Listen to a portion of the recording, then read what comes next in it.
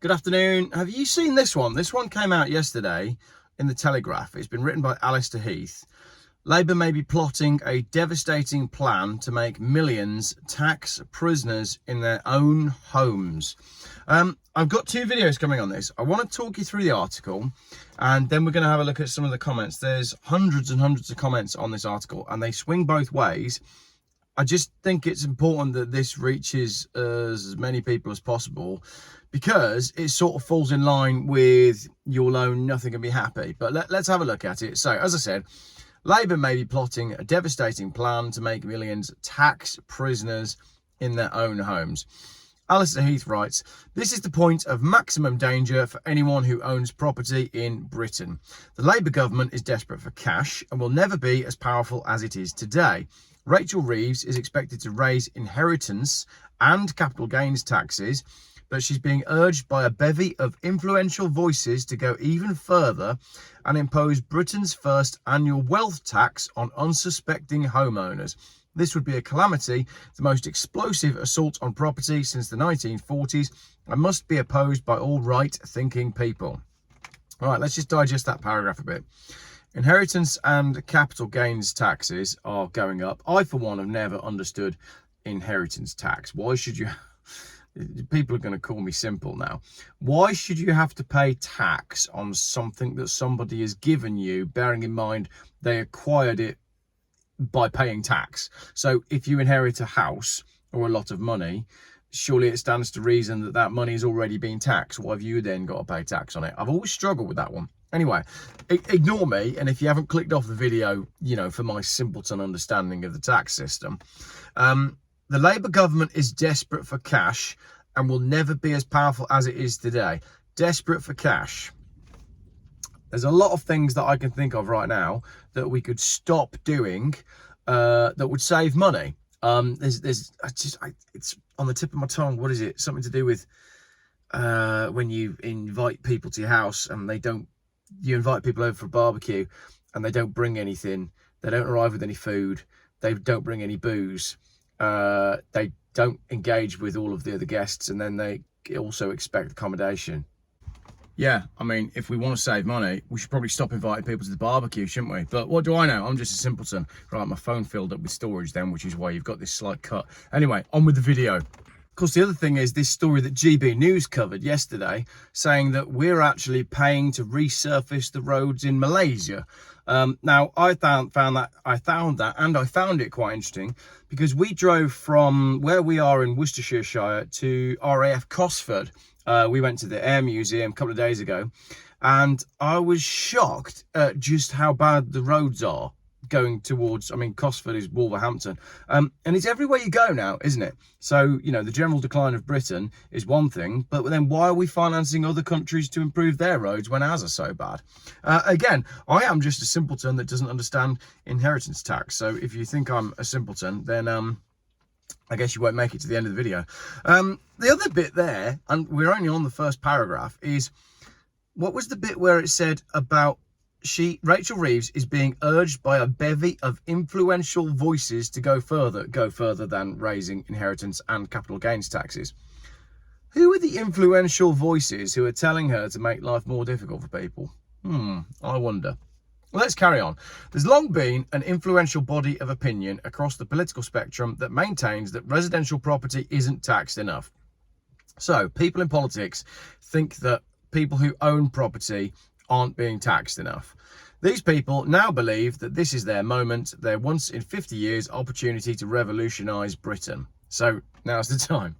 They're desperate to whack rentiers, to hammer unearned wealth and landlordism, to penalise unfair windfalls from rising house prices, to wipe out second home owners, all in the aid of renters and working people who apparently are defined as never aspiring to own anything.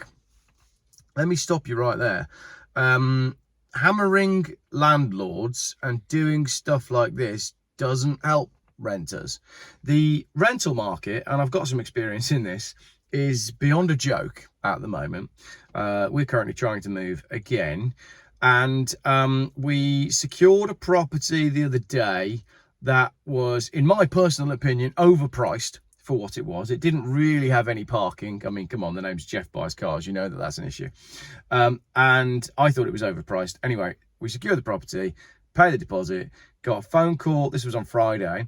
We then got a phone call on Tuesday saying the landlady has decided not to go ahead with the rental because she wants to take it off the market and then relist it at a higher price in November. Cool, back to square one. I've just sent my wife a link to a £10,000 Ford E350 motorhome. Maybe that'll be a better decision for us. And that, could you get it on a ferry? Because that's where things are going, isn't it? The dream of a, just carry on there, a little anecdote in the middle of the video. The dream of a Lloyd George style people's budget for the 21st century, unlike in 1909, prosperous Middle England would be the principal target for punishment, not just landowners. The policy could take the form of a revaluation of council tax bands to clobber millions in the south, London and gentrified areas, or the replacement of council tax and stamp duty by a proportional graduated annual levy on the value of all homes, forcing many to pay £10,000 or £20,000 more a year, or a mansion tax on homes deemed expensive, or a garden tax on land values. If you own it, they're coming to tax it. The status quo is broken, but all of these solutions would be worse, infused by flawed, classical, Marxist or Georgist economics that claim, without a shred of evidence, that taxing property is necessarily less damaging than taxing income or consumption. They would ruin Britain's residual attractiveness to global capital and talent. I think that's already been ruined, ruining Britain's residual attractiveness. I'm hearing on the grapevine that a lot of high net worth individuals are already escaping the country. Obviously, Brexit meant that European people aren't really coming here to work anymore, but we've got lots of people that are coming to the barbecue and not bringing anything with them and then asking to stay. There's a lot of that happening at the moment as well. The total value of all UK homes is £8.7 trillion. As if by magic, confiscating just 1% of this wealth annually would exactly eliminate Britain's budget deficit, expected at £87 billion for this year. The coincidence is freakish, especially given the dire fiscal context. The Tories turned on the spending taps to no avail in their last few months, and since then Labour have awarded scandalously high pay rises to their public sector cronies. Politicians doing as politicians do. Day-to-day central government spending surged 5% between April and July. Tax receipts are, if anything, slightly behind predictions, the Institute of Fiscal Studies notes. Despite stronger economic growth than in other European countries, borrowing is higher than forecast. Right, that was a long paragraph about where the government is spending money and how much they're making. Why is any of that relevant when the government continue to spend money on stuff that we don't agree with as residents of this country? Just this morning, I was sent a link to, there's an artist in London that was given a £3 million grant to go and put posters on bus shelters that said, "Hey, white man, give the power up," or something like that. Just Google it. Just Google what I just said. It's absolutely true. So why are the government moaning that they haven't got quite enough money when they just gave £3 million to put anti-white, anti-British posters up on a bus stop? Again, it's just, my simple brain I'm not clever enough to understand the intricacies of government spending. I just go, hang on a minute, the government is complaining they haven't got enough money, so they're putting taxes up. Well, maybe the government should stop spending money on things that we don't need or want as a human race that lives here. I don't get it. It's like, if you had a child, right? Let's try and understand this.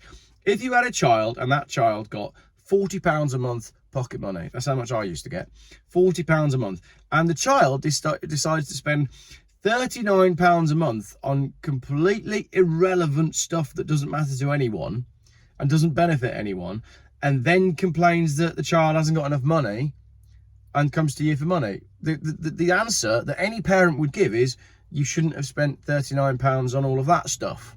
You should have thought about it.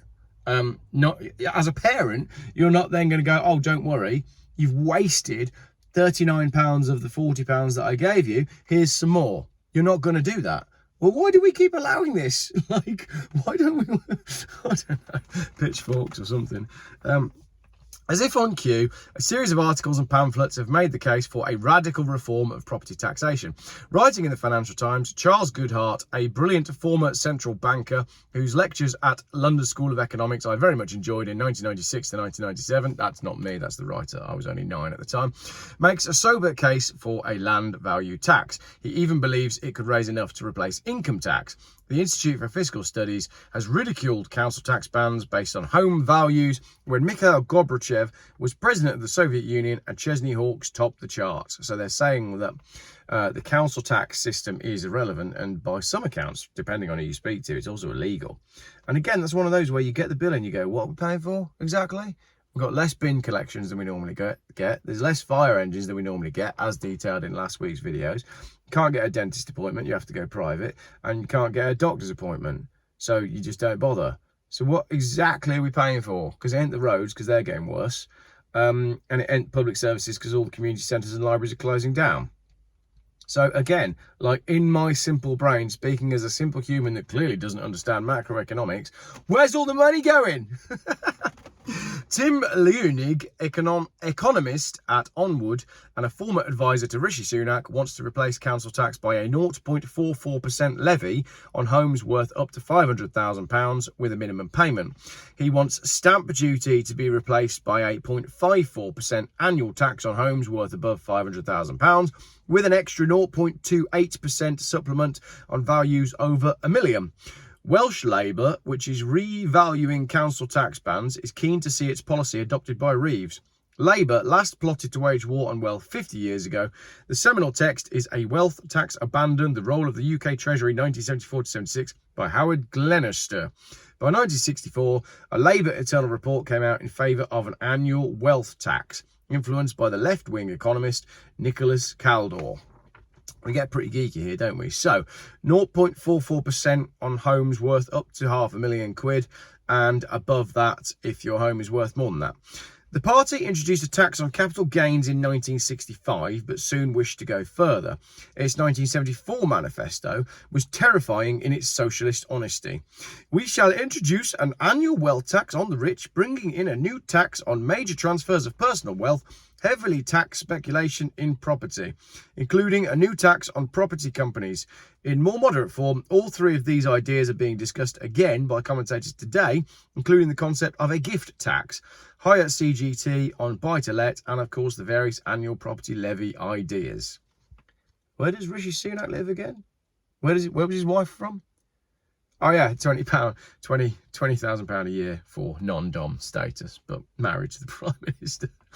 Oh, the first law of taxation is that taxes are inevitably introduced at a low and manageable level, often on a temporary basis, keeping the useful idiots on side, but are soon jacked up. The useful idiots need to go out and buy pitchforks. Inheritance tax in its modern form was just 7.5% when it was introduced in 1894. It had been hiked up to 40% in 1930, 65% after the war, and a top rate of 75% in 1949. Does anybody really believe that an annual property tax would stay at 0.5% or so? It would soon turn into a historic exercise in expropriation. Wow. The second iron law of taxation is that wet taxes, i.e. on income, on spending, are better than dry taxes, which are taxes on existing wealth. The former are better aligned with people's ability to pay. Many pensioners are asset rich but cash poor. They would find it impossible to pay a new wealth tax and would be forced to sell or refinance their homes, which they can't do anyway because they haven't got the income to remortgage. Some people would end up paying more than 100% of their income in tax as a result of quadruple or quintuple taxation. What is left of the city would shrivel. Several European countries were forced to abandon their wealth taxes after massive capital outflows. In America, property taxes lead to social segregation. Those on low incomes cannot afford to live in rich areas, even if they have paid off their mortgage. Most important of all, to conclude the video and the article, wealth taxes would dramatically change our relationship with the state, our very frayed relationship with the state. Freehold ownership would effectively be abolished. We would all become leaseholders, paying a fee for the privilege to stay in our homes, with the state the ultimate landlord. An Englishman or woman's home would no longer be their castle. Reeves has tough decisions to make, but she mustn't listen to those calling for the legalised plunder that are wealth taxes. Right, that's it for this video. Let me know your thoughts in the comments, and I'm going to do some comments on the article in the video that follows this one. And yeah, we're going to talk about how much money we spent on Corona. Hey! Because, like, where's all the money gone? Where's all the money gone? Don't give us newspaper headlines that say, oh, look, we're running out of money, whilst at the same time financing all of the hotels and everything you've done for coronavirus and everything you're doing with building roads in Malaysia and war and weapons and all of these things, where me as a simple, normal human, I go, I don't want to pay for that. Why do I want to pay for that? So why are you paying for that? And why are all we paying for that? Pitchforks!